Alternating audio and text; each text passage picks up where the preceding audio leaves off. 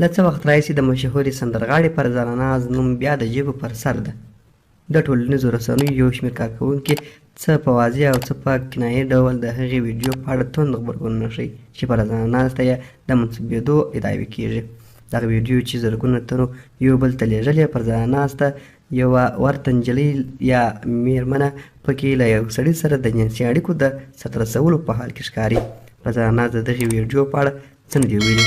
غبرګونونه د فرزانې مخالفینو ادعا کړې چې په ویډیو کې ښکارېدونکې ښځینه فرزانه ده، خو یو شمېر پلویان یې ویلي چې د ټکنالوژۍ له پرمختګ سره ممکنه ده چې د ډېرو مشهورو څېرو ورته ویډیوګانې په جعلي ډول جوړي او د شخصیت وژنې هڅې وشي.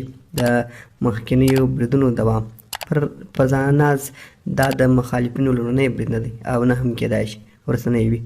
هغه په ځلونو له مختلفو تورونو سره مخ شوې ده.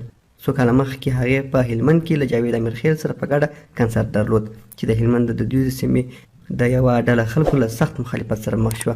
هغه وخت واکمن ولسمشر حامد کرزي د ولسي اعتراضونو په پایله کې یو شمېر ځایي چارواکو له دندو ګوښه کړل. د فرزانه ناز مخالفینو د هلمند په قضیه کې پر هغې د یو شمېر ځایي چارواکو د جنسي تیري اوازه خپره کړه، خو په رسمي ډول چا تایید نه کړه.